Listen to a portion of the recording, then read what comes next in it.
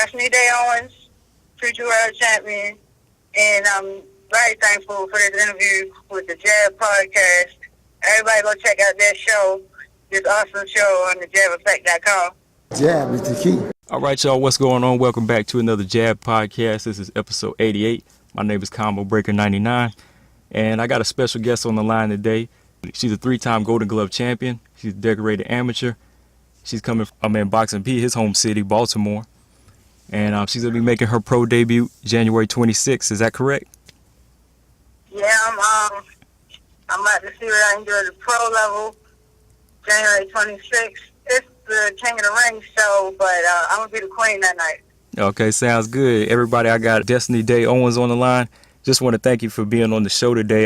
How's everything been going in training? It's been going great. I had an amazing camp. It's still not over.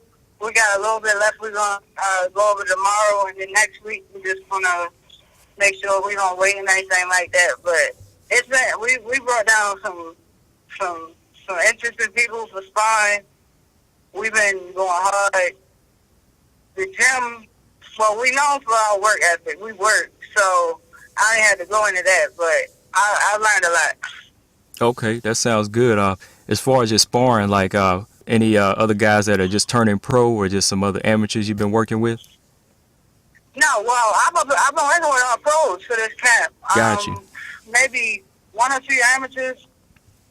And out of my gym, I'm the only amateur turning pro. We have another pro, Mac Allison. Well, we call him Quad, but he's going to be on the card too. But this is not his debut. He already got a few knockouts. Yeah, because last Thursday, whenever Mac had called me, he told me y'all were getting it in. Y'all were sparring that day, so. Yep. We sparred straight through the time. By the time I looked up, I didn't even know what time it was. I was in the ring. Yeah, because whenever he was talking to me, he was like, "Oh, they're calling me back, so I gotta go." I was like, "Yeah, that's cool." You know, we were just trying to work around y'all's time, but just tell me a little bit about yourself, like where you originally from, and what got you into the sport of boxing. I'm from here. I'm from Baltimore. Mm-hmm. I never lived outside of Baltimore, so I'm definitely representing for the home team when I go out there. I'm a mother. I have 2 daughters. They box too, actually. I used to be the head coach. My coach is the head coach for them now. I pretty much got into it because I had a bad temper. Mm-hmm. I worked on it over the years. Discipline. You have to have discipline in boxing. It's no joke. Oh, yeah. You probably already know. And Coach Mack definitely helped me work through a lot of the issues himself. Whenever you get the chance to talk to him, he'll tell you about it. It's been crazy, but it's been a long ride, but it's all worth it. But originally, my dad is the one that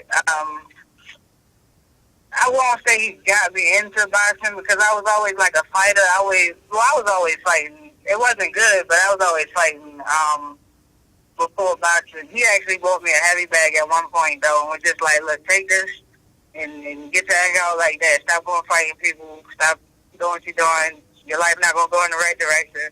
Mm-hmm. I was hard-headed. I didn't really understand too much back then, so I went to his advice. Got a lot of aggression out. When people used to walk past me out in the backyard, they used to be like, what you box or something? You look nicer. I'm like, no, I don't box. I don't do none of that. I'm just out here.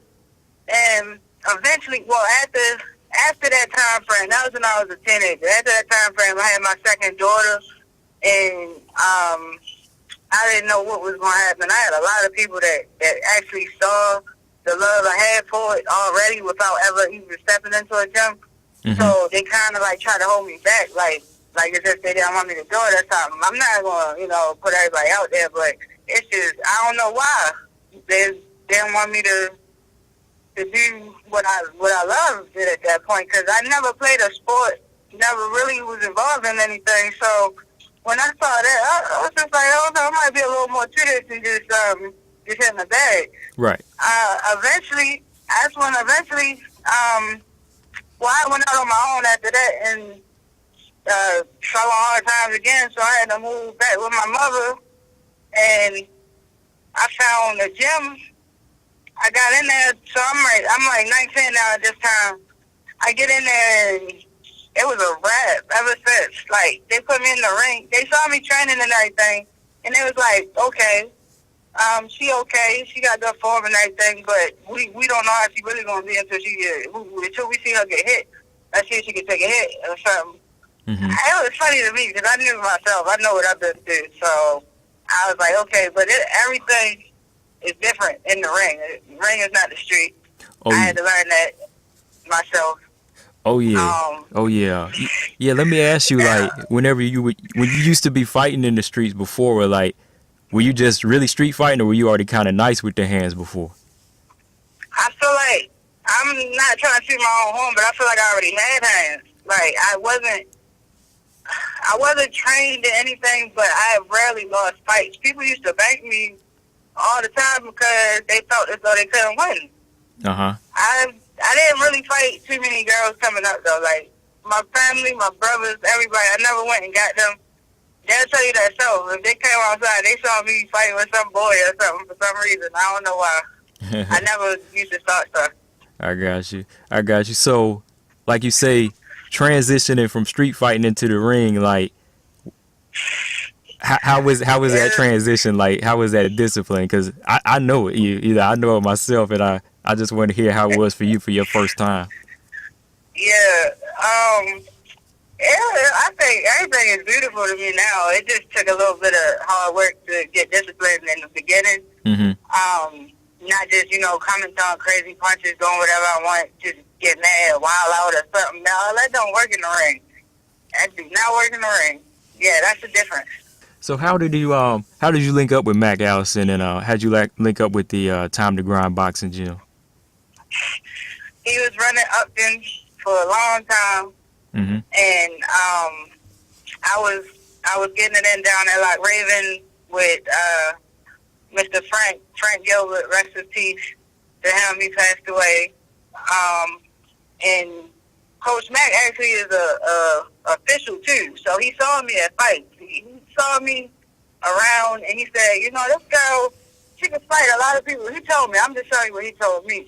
He said a lot of people used to think that I probably wouldn't go too far because, like I said in the beginning, I was working through a lot of anger issues that kind of translated into the ring.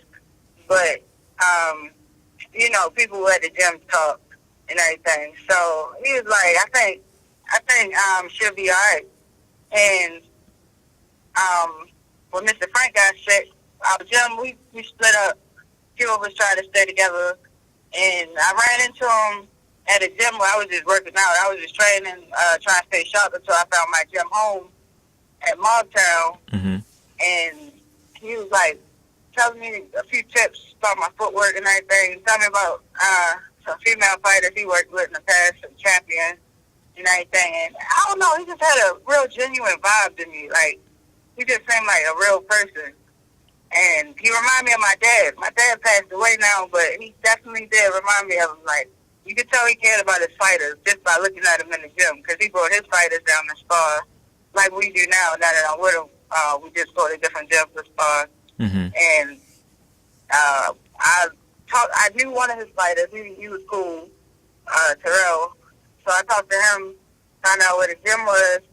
I stopped in one day, and it was something about the gym. It just reminded me of like Raven, my other gym, my original gym. It reminded me of it. Like, it was like a family atmosphere. You could tell they were grinding. I never been to a gym that worked harder than Time to Grind though. So something about it. I said, this is the place I need to be. It's the place for me. And we talked. We had a deep talk. He wasn't playing. He was like, I'm not with the craziness. Can't come in any kind of way. He just laid everything out flat out. But later he told me he was hard at the beginning. He told me to go talk to whoever I was training with at the time and everything. He told me he was hard on me coming in because he wanted me to stay if I did come. So that's when I did everything he said, made sure I was going to be dedicated, and I'm loyal. I'm a very loyal person. So I knew I was going to be loyal to the gym. Mm-hmm. Talked to the trainer at the gym I was training at, and I came back, and it was a rat race since. He said he was happy. He wanted to train me. He just didn't say nothing. Whenever he took you in, he was kind of hard on you. That was kind of that first intro to that discipline you had to kind of learn, right? You know, it's kind of like Yeah. sometimes when the trainer, it's kind of hard on you like that. I understand they're just trying to test you and see what they can get out of you first, you know, and you know, I commend you for that. You know, you really, from what I seen, you know, online, you know, I seen you guys training and how he treats everybody in there. You know, you guys really be working hard up in there, you know. Yeah, for sure. And one of the things even today, even to this day, I notice like people still draw the line between male and female fighters. Of course, you know, there's a difference, but I mean, as far as, you know, genders, but I mean, when everybody get in there, they're going to take a punch. And I notice like when he's training you like everybody, right? Yes, exactly. That's the thing about him, too. Now, in that little time frame where after Mr. Frank got sick and I was actually looking for a trainer, I was around a lot of other trainers, and I saw how it was in the other gyms. Like, it's not the same everywhere. He don't treat me no different. If everybody working on something, I'm working on something. Everybody's sparring, I'm sparring with everybody. We don't usually have females for me to spar, or he's not gonna take it easy on me or nothing like that. He want me to get everything I can. Yeah. I mean, yeah, from everything you telling me, like, he sees something in you, but kind of backtracking to what you were saying earlier, like, whenever you were younger and you would be working out and, like, they saw that you had something, why do you think that is? Like, some people felt like they didn't want to see you exceed, you know? Oh, specifically, I think my daughter's father just, he kind of told me what it was. No, it's not just him, but it was other people, like, from my neighborhood and stuff like that. For their reason, it's because they didn't want me to go past whatever level they're at, because they were stuck on a one-track mind. And if I can't do it, you can't do it. Probably gave up on their dreams or something at some point. But specifically for, like, father, my daughter, just saw how in love with the sport I was and thought it was going to take away from what we had. I got into a really bad altercation with him about the situation, and he kind of threw off some things that messed up one of my fights, because I ended up messing up one of my hands. But I knew, I always knew after I first started, like, I'm not going to really get too far with this person around. Yeah. Okay. I understand that, but yeah, sometimes, you know, you got to make those moves. Like, you know, I think you're making the right move with Mac Allison right now. And one of the questions I had is, like, when did y'all kind of sit down and decide that, you know, it was time to go pro? You know, it was time to make that leap into the professional, you know, realm. Last year, we had did the last Golden Glove, and we were gonna go pro after that. But what ended up happening was, it was something he saw in my performance or something. He said, you know, I want one more fight. I want to make sure everything is tight, everything's perfect. So, scheduled 2 fights, and, like, fighters pulled out. So, it's like, it got delayed a little bit. And then, okay, now, so we got the fight. I won the fight. And after that, that's when a situation happened at home where I hurt my hand. And it's like the whole thing was set up, my debut. Almost time, well, no, it was maybe like 2 months out. We were going to have a long camp for that one. And that situation happened. So I took it as a sign that maybe it wasn't time. And I just stayed in the gym.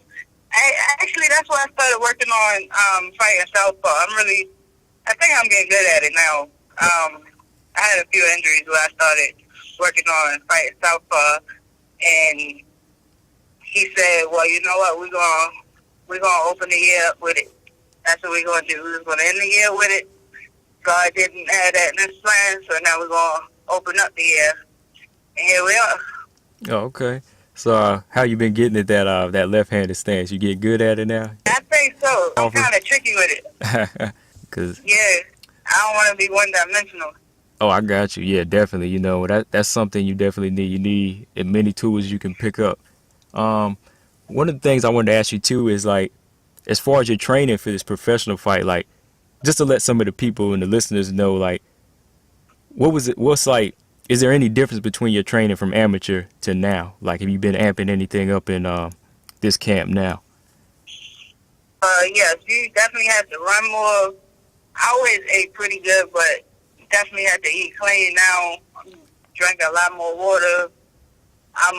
Well, not only, but I'm for the most part sparring with pros. Getting that good work Right. and going harder. Just simply put. I always put my heart and soul, but since I'm working harder every day, I have more to give now.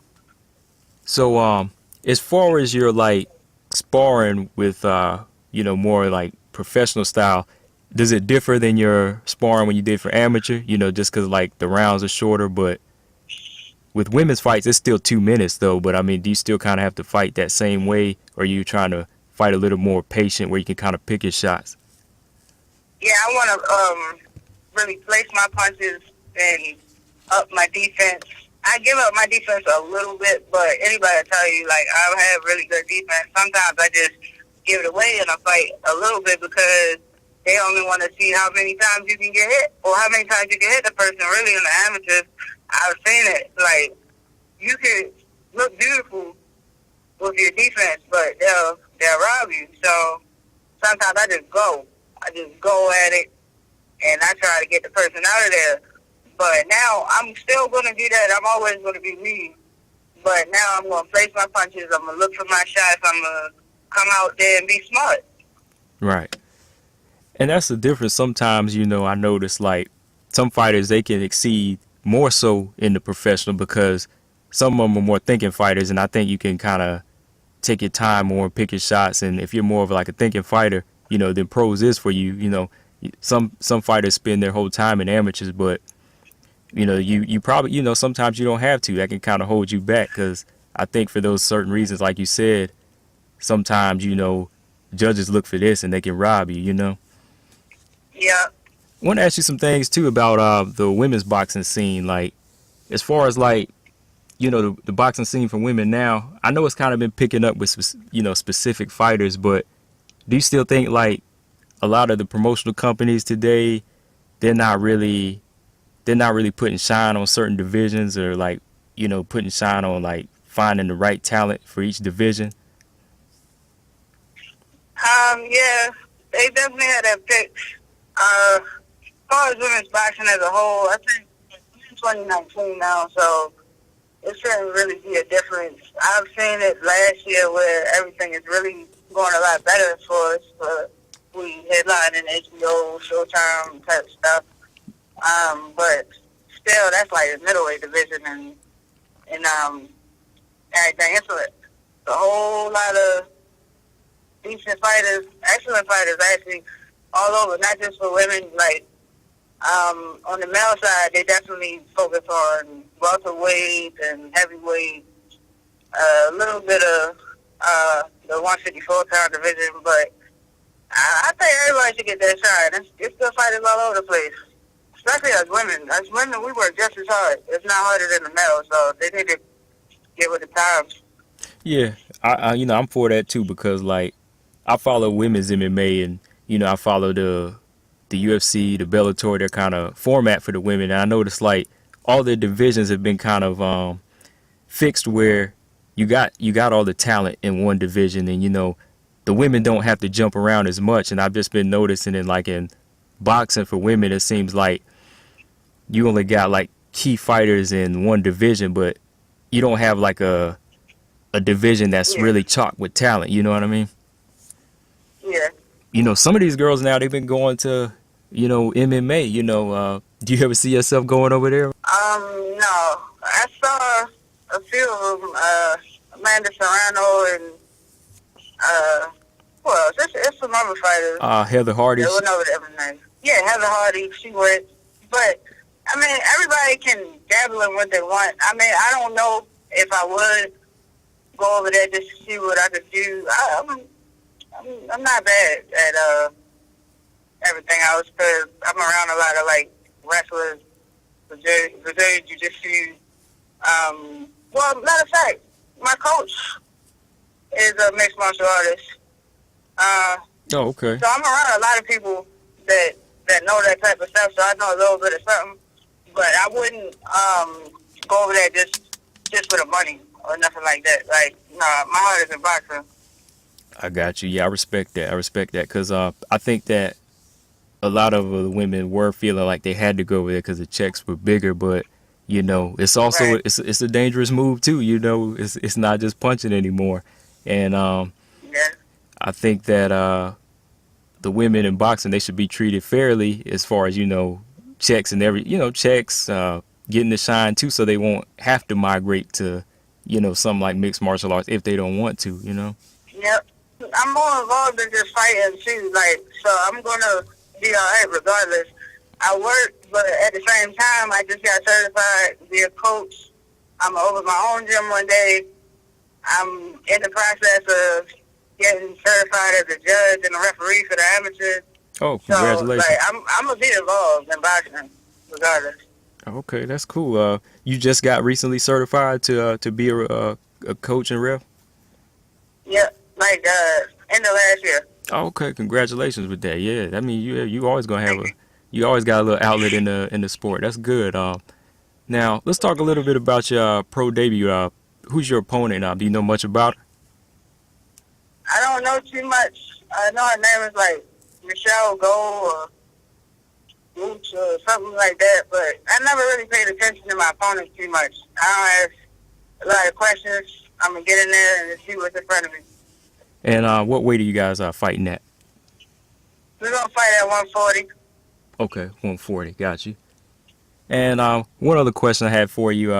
You know, you had a lot of talent coming out of Baltimore. You know, like from the old school, Joe Gans, Dwight Muhammad Cowie. Recently you got, Yeah. you know, Tank Davis. Like, do you feel like any excitement or like any pressure, like you want to try to reach their levels, or just feel like, you know, you want to kind of be up there too with those guys? I'm in my own lane, doing my own thing. I'm going to do whatever God has planned for me, but yeah, I do see myself becoming a world champion in multiple weight divisions and hopefully undisputed, just like Cecilia Bridges. She's been holding it down. I'm going to do as much as I can in this sport before it's all said and done. Then I'm going to give everything I got to the next generation. One last question. What's your goal for this year, for 2019? Your main goal for this year? 2019, Mm-hmm. with the team I have, it's possible I could fight for a world title this year. If they keep me moving the way they're saying, it's possible. So maybe I want to be a world champion this year. Yeah, that could be possible. I mean, if he sees it in you, and from what I see in your training, you know, definitely you gotta send me some footage of this fight too coming up, because you know, I'm not in Baltimore, but you know, I definitely want to see this fight though. Yep. But before we go, just let everybody know where they can find you at as far as your social media, so you know they can keep up with you. All right. Everybody can find me all over social media, Twitter, Instagram, Facebook at Destiny Day Owens, the whole name. On YouTube, I have a channel myself. It's For the Love of Boxing. Check that out. Some good content. And my fights. Just look out for my fights. Okay, and where and when is your professional debut? My pro debut is January 26, 2019 on the Queen of the Ring. No, dang, I'm speaking things into existence. The King of the Ring at the Waldorf Culture Center in Waldorf, Maryland. All right, that sounds good. It's a Saturday. Cool. Oh yeah. Same day as Thurman and Josito Lopez. If you've been following that fight, who you got in that fight? You said Thurman and Lopez? Yeah. Well, of course I know it's going to be Thurman. He's been on for a while. He's rusty, but Yeah. the man has skills, and he's going to come out there and utilize that. Yeah. Yeah, he still got the skill. Yeah, yeah, he does.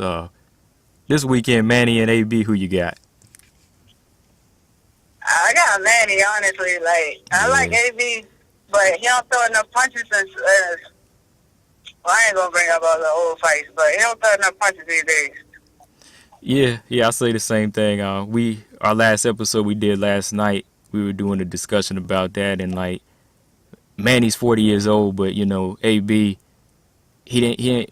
I just feel like he don't have that. He don't have a different look for Manny. You know, Manny's seen it all, been through it all. You know. With their styles, I just don't see it. He could pull the upset, but you know, 40 or not, he's still a legend in the sport. And he's gonna have to bring something new to the table if he want to win that fight. I know, for real. Yeah, that's exactly what I said. Yeah, but yeah. But look, Destiny, I don't want to hold you up though. You know, I appreciate you coming through. Yeah, before you go, can you just tell everybody your name and you know, where to hear this episode at? It's Destiny Day Owens, future world champion, and I'm very thankful for this interview with the Jab Podcast. Everybody go check out their show, this awesome show on thejabeffect.com. Yeah, appreciate that. And you know, anytime you want to come back through, you know, even after your debut, if you want to come back through and you know, just chop it up with us, you can. Because like I said, shout out to my co-host Boxing P. He's from Baltimore, and you know, kind of chop it up again. All right, yeah, but thanks again, Destiny. Yeah, good luck on the 26th, and yeah, we'll talk to you again soon, hopefully. All right, thank you. All right, take care.